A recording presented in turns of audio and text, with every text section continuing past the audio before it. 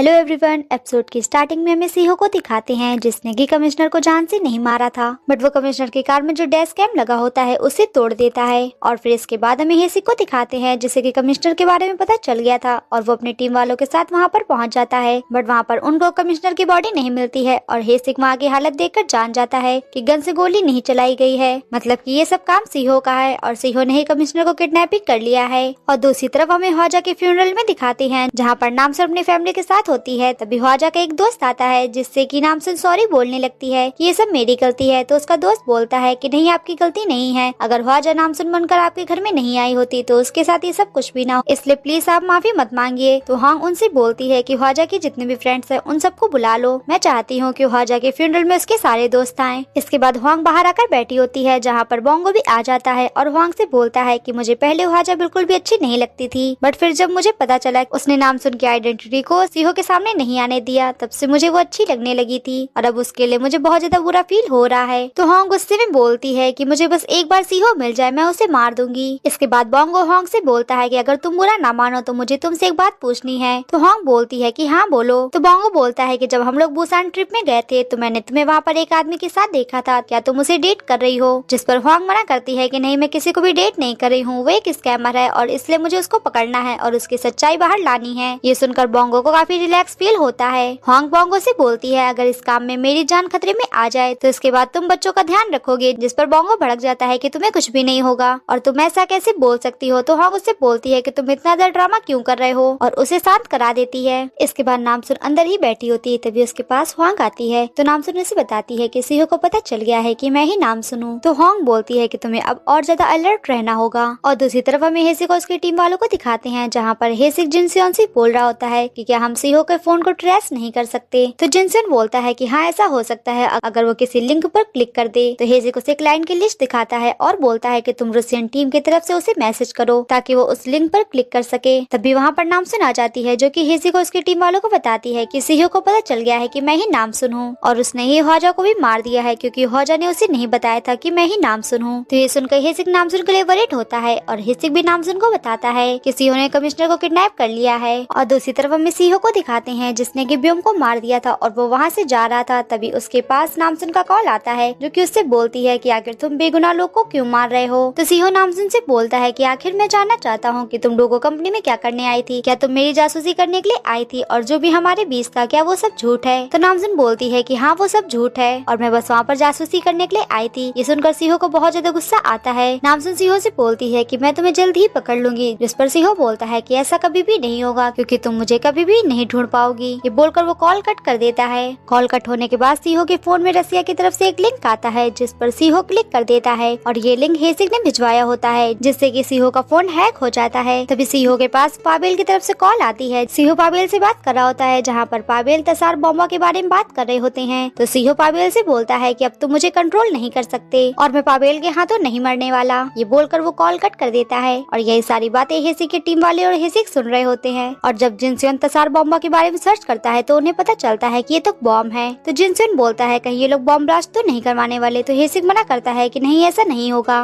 But उनकी बातों से लग रहा था कि सीहो पाबेल के खिलाफ है और सीहो उनके साथ नहीं है। और तभी जिनसियोन को ह्वाजा के फोन का लोकेशन मिल जाता है जिसे कि हेसिक और नामसुन लेने के लिए चले जाते हैं। इसके बाद हेसिक और नामसुन कार में होते हैं जहाँ पर उन्हें ह्वाजा का फोन मिल गया होता है और ह्वाजा के मैसेज देखकर नामसुन काफी इमोशनल होती है। तभी उनको न्यूज में पता चलता है कि सीहो ब्लैक लिस्ट में डाल दिया गया है और उसे पुलिस ढूंढने के लिए लग गई है। और दूसरी तरफ हमें हांग ओपोलेंटिया वाले आदमी के साथ दिखाते हैं जहाँ पर वो सुजान के बारे में बता रहा होता है कि क्या आप उसे जानती हैं। तो हांग बोलती है कि हाँ मैं उसे जानती हूँ, हम दोनों ने ही साथ में बिजनेस स्टार्ट किया था बट वो पीछे रह गई और तब से मुझे नहीं पता कि वो कहाँ है। और हमें सुजैन को दिखाते हैं जो कि डोगो कंपनी के ब्लैक मनी का हिसाब रखती है और तभी उसके पास ब्रेड सॉन्ग आता है। तो सुजैन उसे 2 बैग दे देती है और उससे बोलती है कि ये कार वाले आदमी को दे देना। तो ब्रेड सॉन्ग उस कार वाले आदमी को जाकर वो बैग दे देता है। और दूसरी तरफ हमें सीहो को दिखाते हैं जो कि कहीं पर छुपकर बैठा होता है और वो किसी को कॉल करके बोलता है कि डॉक्टर चोय को कहीं सेफ जगह पर ले जाओ। बट सीहो की ये सारी बातें हेसिक सुन चुका था जो कि बोलता है कि आखिर ये डॉक्टर चोय है कौन और सीहो उसे सेफ क्यों रखना चाहता है। तो जिनसे डॉक्टर चोय के बारे में सर्च करता है जिसकी फोटो देखकर नामसुन बोलती है कि ये तो वही डॉक्टर है जिसको मैंने लैब में देखा था। तो हेसिक बोलता है कि ये सीहो का सीक्रेट वीपन है, मतलब कि अब हमें इसे ही पकड़ना होगा। तभी उसके पास तारी की कॉल आती है जो कि उसे फाइनल लिस्ट दे देती है और उससे बोलती है कि क्या तुम्हें अपना प्रॉमिस याद है। तो हेसिक बोलता है कि हाँ मुझे अपना प्रॉमिस याद है, मैं तुम्हें कुछ भी नहीं होने दूंगा। तभी हमें नामसुन को दिखाते हैं जिसके पास उसकी मंगोलिया वाली मॉम का कॉल आया होता है और वो उसे बता रही होती है कि आज मैं जाने वाली हूँ। तो नामसुन उससे बोलती है कि मैं आज काफी ज्यादा बिजी हूँ, इसलिए मैं आपके पास नहीं आ पाऊंगी, मैं अगली बार आपके पास आऊंगी, वो भी अपने बॉयफ्रेंड को लेकर। तो उसकी मॉम बोलती है कि ठीक है। और दूसरी तरफ हमें सीहो को दिखाते हैं जो कि डॉक्टर चॉय को कॉल करता है और उनसे बोलता है कि तुम मेरे अलावा किसी और की बात नहीं सुनोगे और मैं तुम्हारे पास एक आदमी को भेज रहा हूँ, इसलिए उसके साथ चले जाना। जिस पर डॉक्टर चॉय मान जाता है। तभी सीहो के पास पाबेल की तरफ से कॉल आता है। तो सीहो बोलता है कि आपको तो पता ही होगा कि मुझे वांटेड लिस्ट में डाल दिया गया है और अगर मैं एक बार जेल चला गया तो ना ही आपको एंटीडोट मिलेगा और ना ही आपको डॉक्टर चॉय मिलेंगे, इसलिए तुम्हें मुझे वांटेड लिस्ट से हटाना होगा और ये काम तो पाबेल के लिए काफी आसान होगा। तो इस बात पर पाबेल मान जाता है। तो सीहो उन्हें डॉक्टर चॉय का एड्रेस दे देता है और ये एड्रेस हेसिक और नामसुन भी सुन लेते हैं। तो नामसुन बोलती है कि मैं डॉक्टर चॉय को लेने जा रही हूँ। हेसिक भी उससे बोलता है कि मैं भी तुम्हारे साथ चलता हूँ, बट तब तक वहाँ से नामसुन जा चुकी थी। तो हेसिक उसके पीछे जाता है और उसका पीछा करने लगता है। और दूसरी तरफ हमें हुआंग को दिखाते हैं जो कि अब लास्ट टेलीकास्ट करने वाली है और वो रिपोर्टर से बोलती है कि नाइन यहाँ पर नहीं आने वाली है, इसलिए तुम्हें ये सब कुछ संभालना होगा। तो वो बोलता है कि ठीक है। और दूसरी तरफ हमें नामसुन के दोस्त हान सियोक को दिखाते हैं जो कि ग्योमजू टीवी की यही न्यूज को देख रहा होता है। तभी उसके पास उसका डायरेक्टर आता है जो कि उसे बाहर बुलाता है और उससे बोलता है कि हमें पता चला है कि तुम पहले किसी लड़की के साथ रहते थे और ये न्यूज बाहर भी आ गई है, इसलिए तुम्हें अब सारे पैसे देने होंगे और तुम्हें कॉन्ट्रैक्ट भी कैंसिल करना होगा।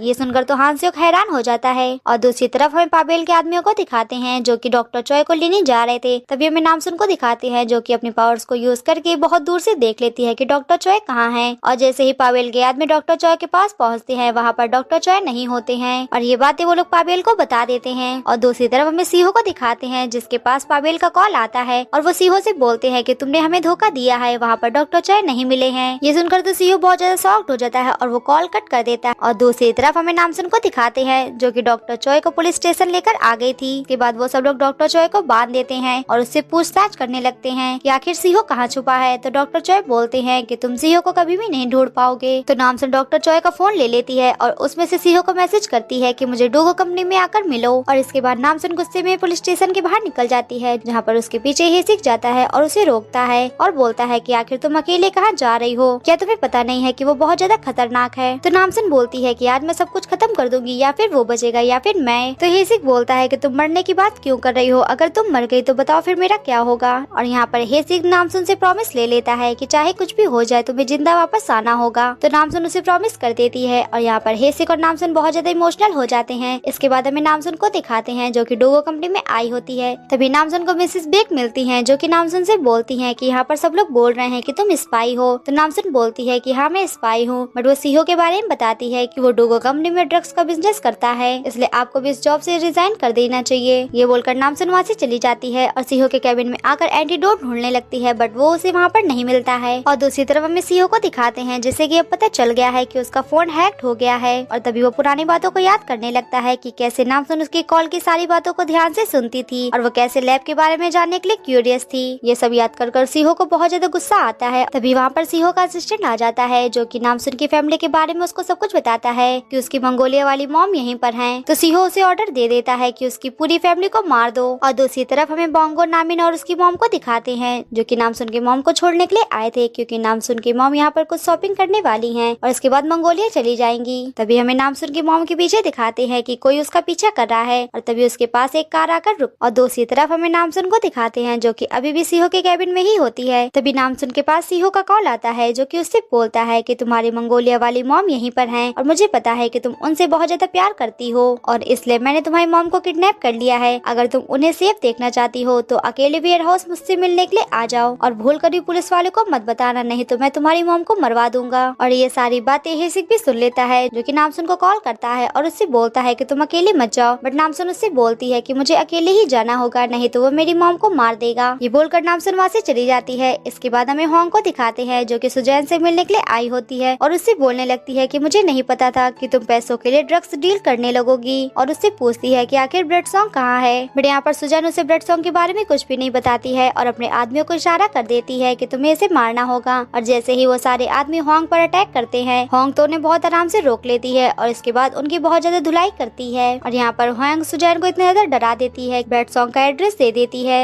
इसके बाद हमें होंग को दिखाते हैं जो कि ब्रेड सॉन्ग के पास पहुँच गई थी और उससे पूछने लगती है कि तुमने जिनके पैसे लिए हैं उन्हें वापस कर दो और मुझे पता है कि तुम एक स्कैमर हो। बट ब्लड सॉन्ग मना करता है कि मैंने किसी के भी पैसे नहीं लिए हैं, मैंने तो उनके पैसों को डबल किया है। तो हॉन्ग पूछती है कि आखिर तुम्हारा सीहो से क्या रिलेशन है। और दूसरी तरफ हमें नामसुन को दिखाते हैं जो कि सीहो से मिलने के लिए वेयर हाउस आ गई थी, जहाँ पर नामसुन का सीहो से सामना होता है। सीहो नामसुन से बोलता है कि चलो हम लोग डील करते हैं, मैं देखना चाहता हूँ कि आखिर तुम कितनी ज्यादा पावरफुल हो। और उसे ड्रग्स देता है कि तुम्हें इसे लेना होगा, और ड्रग्स को लेने के बाद अगर तुम 1 घंटे तक पानी नहीं पीती हो तो तुम्हारी मॉम बच जाएंगी, क्योंकि तुम्हारी मॉम के पास बॉम्ब है जो कि उन्हें भी नहीं पता कि वो बॉम्ब है। और मुझे पता है कि तुम जैसे ही ड्रग्स को लोगी तुम्हें पानी की इतनी ज्यादा तलब लग जाएगी कि तुम बिना पानी पिए नहीं रह सकती। बट अगर तुमने 1 घंटे तक पानी नहीं पिया तो मैं तुम्हारी मॉम को छोड़ दूंगा और इस बॉम्ब को भी डिफ्यूज करवा दूंगा। तो नामसुन बोलती है कि ठीक है, बट तुम्हें अपने आप को पुलिस के हवाले करना होगा। तो सीहो इस पर मान जाता है। तो नामसुन उसी के सामने ड्रग्स ले लेती है और सीहो वहाँ से चला जाता है। इसके बाद हमें सीहो को दिखाते हैं जो कि वेयर हाउस को बाहर से लॉक कर देता है और उसने बाहर बॉम्ब भी फिट कर दिया था। और दूसरी तरफ हमें अंदर नामसुन को दिखाते हैं जो कि ड्रग्स लेने के बाद उस पर ड्रग्स असर करने लगता है और यहाँ पर पानी ना पीने की वजह से उसका बहुत ज्यादा बुरा हाल हो जाता है। और वहीं पर हमें कैमरे को दिखाते हैं जिससे कि सीहो नामसुन को रिकॉर्ड कर रहा था और वो ये वीडियो हॉन्ग को भेज देता है। और वो वीडियो देखकर हॉन्ग तो बहुत ज्यादा डर जाती है और नामसुन को बचाने के लिए वहाँ से निकल जाती है। और वो हेसिक को ही बता देती है कि नामसुन खतरे में है। ये सुनकर तो हेसिक भी बहुत ज्यादा परेशान हो जाता है और अपनी गाड़ी को फुल स्पीड से भगाता है। इसके बाद हमें हॉन्ग को दिखाते हैं जो कि ऑलमोस्ट नामसुन के पास आ गई थी, बट वो बहुत ज्यादा वीक हो जाती है क्योंकि इस समय नामसुन भी बहुत ज्यादा वीक है। हॉन्ग सोचती है कि अगर मैं पानी पीऊंगी शायद नामसुन की प्यास भी बुझ जाए, और वो पानी पीने का ट्राई करती है बट उससे कुछ भी नहीं होता है और हॉन्ग वहीं पर गिर जाती है। और हमें नामसुन को भी दिखाते हैं जिसे देखकर लग रहा था कि अब नामसुन मर चुकी है और उसके कनेक्शन को हॉन्ग फील नहीं कर पा रही होती है। इसके बाद हमें गिलजोंग को दिखाते हैं जो कि जुनही के साथ कहीं पर आई होती है और उसे भी वो कनेक्शन फील हो जाता है कि उसके बच्चे सेफ नहीं है और वो हॉन्ग को कॉल करके पूछती है कि क्या हुआ है। तो हॉन्ग उससे बोलती है कि प्लीज मेरी बेटी को बचा लीजिए, वो मुझे कोई भी रिस्पॉन्स नहीं कर रही है। तो गिलजोंग कॉल कट कर देती है और जुनही से बोलती है कि मैं अब अपनी पूरी पावर्स को यूज करने जा रही हूँ, इसलिए मुझे नहीं पता कि अब मैं बचूंगी या नहीं। और वो जुनही को अपने आप को प्यार करने के लिए थैंक्स करती है। ये बोलकर वो वहाँ से चली जाती है और फिर वो इसके बाद बुद्धा की मूर्ति के सामने आ जाती है और बुद्धा से बोलती है चाहे तो आप मेरी जान को ले लीजिए पर प्लीज मेरे बच्चों को कुछ भी मत होने दीजिएगा। और फिर गिलजोंग अपनी पूरी पावर्स को यूज करती है और बुद्धा की मूर्ति को उठा देती है जिसकी वजह से उसकी पावर्स बहुत ज्यादा बढ़ जाती है। और दूसरी तरफ हॉन्ग को भी होश आ गया था और दूसरी तरफ हमें नामसुन को दिखाते हैं जिससे पावर्स फील हो जाती हैं और उसे भी होश आ जाता है और वो वेयर हाउस के गेट को ही तोड़ देती है। बट वो गेट में देखती है कि बॉम्ब लगा हुआ है और वो उस गेट को पूरी पावर से ऊपर फेंक देती है जिससे कि बॉम्ब ब्लास्ट हो जाता है। और यहीं पर इस एपिसोड का एंड होता है। तो मिलते हैं इसके लास्ट पार्ट में। Thanks for watching.